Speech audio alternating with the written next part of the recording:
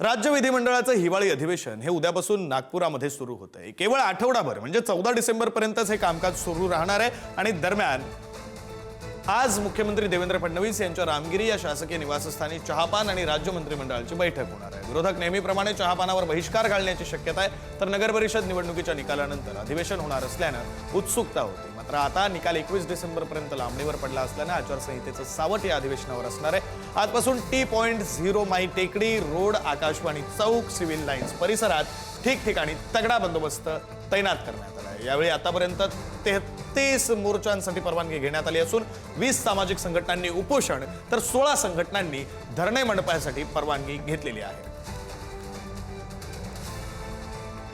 शरद पवारांनी पिंपरी चिंचवड आणि पुण्यातील कार्यकर्त्यांना भेटीला बोलावलेलं आहे। पालिका निवडणुकीसंदर्भात शरद पवार कार्यकर्त्यांशी संवाद साधणार आहेत। काल दोन्ही शहराध्यक्षांनी आढावा दिल्यानंतर या भेटीला महत्त्व आहे, तर कार्यकर्त्यांमध्ये संभ्रम राहू नये यासाठी भेटीला बोलावल्याची माहिती आहे। शरद पवार स्थानिक पातळीवरील कार्यकर्त्यांचं मत जाणून घेणार आहेत। महायुतीतील पक्षांतर्गत प्रवेशबंदीवर लवकरच तोडगा निघण्याची शक्यता आहे। फडणवीस, शिंदे आणि अजित पवार यांच्यामध्ये 2 दिवसात बैठक होणार आहे। राज्यात सत्तेवर असलेल्या भाजप, शिंदेची शिवसेना आणि अजित पवारांची राष्ट्रवादी यांच्यामध्ये स्थानिक स्वराज्य संस्थांच्या निवडणुकीमध्ये एकमेकांच्या पक्षातील नेते, पदाधिकाऱ्यांना प्रवेश देण्यावरून फोडाफोडीवरून सध्या वाद सुरू आहे आणि त्यामुळे संघर्ष सुद्धा निर्माण झालाय। उलट सुलट विधानांमुळे कटुता येते आणि या पार्श्वभूमीवर मुख्यमंत्री देवेंद्र फडणवीस आणि उपमुख्यमंत्री एकनाथ शिंदे सोबतच अजित पवार यांच्यात येत्या 2 दिवसात एक महत्त्वपूर्ण बैठक होण्याची शक्यता आहे। या बैठकीमध्ये महायुतीतील पक्षांमध्ये सध्या सुरू असलेल्या सदस्य प्रवेशांवर आणि विशेषतः एकमेकांच्या पक्षातील नेत्यांना प्रवेश देण्यावर चर्चा केली जाईल। इंडिगो विमानाच्या गोंधळाचा भास्कर जाधवांना सुद्धा फटका बसलाय। भास्कर जाधव विदर्भ एक्सप्रेसनं नागपूरला अधिवेशनासाठी पोहोचलेले आहेत, तर सरकारच्या चहापानाला जाणार नाही अशी भूमिका भास्कर जाधवांनी स्पष्ट केली आहे। शेतकरी, वीज, उद्योग यासारखे मुद्दे सभागृहात उचलून धरू असंही भास्कर जाधवांनी म्हटलंय। उद्यापासून हिवाळी अधिवेशन सुरू होते आणि त्या पार्श्वभूमीवर भास्कर जाधवांनी ही प्रतिक्रिया दिली।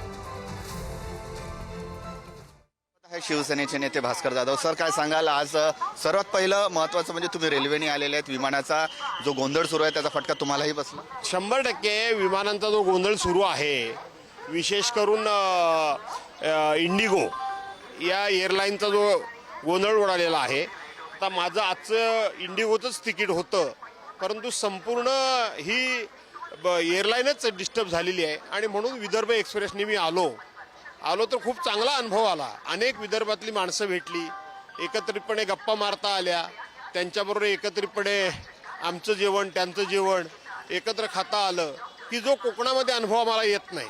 कोकणामध्ये आम्ही असे सगळे, कारण जवळचा प्रवास असतो आणि आम्ही बाय रोड प्रवास करतो, त्यामुळं ही जी विदर्भाची एकी का होते सातत्यानं ते आम्हाला अनुभवायला मिळालं। तुम्ही जेवणाचं म्हटलेलं आहे, मात्र आज सरकारचा चहापानी देखील आयोजित करण्यात आलेला आहे।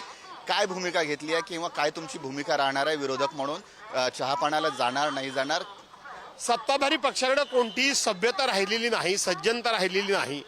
विरोधी पक्षाचा मान सन्मान करणं, लोकशाहीमध्ये सत्ताधारी पक्ष आणि विरोधी पक्ष ही दोन्ही बाजू आहेत आणि ह्या दोन्ही बाजू जर व्यवस्थित असतील तरच सरकार व्यवस्थित चालू शकतं। ह्याचं सरकारला भान राहिलेलं नाही।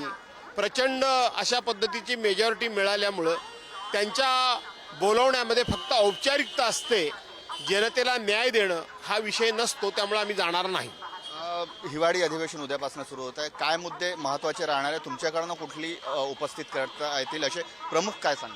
असं आहे की विदर्भामध्ये हे अधिवेशन होतं आहे, त्यामुळे सर्वसाधारणपणे विदर्भाशी संबंधित प्रश्न जास्त विचारले जावेत हे अपेक्षित असतं आणि म्हणून विदर्भाच्या शेतकऱ्यांचे, कास्तकऱ्यांचे, कापूस व्यावसायिकांचे, अति पावसामुळे झालेल्या नुकसानीचे, त्याचबरोबर वारंवार सरकारनं केलेल्या घोषणा ज्या आमच्याकडे आहेत त्या घोषणांची किती पूर्तता झाली हे जास्तीत जास्त विदर्भाला न्याय देण्यासंदर्भात आम्ही प्रश्न विचारणार आहोत।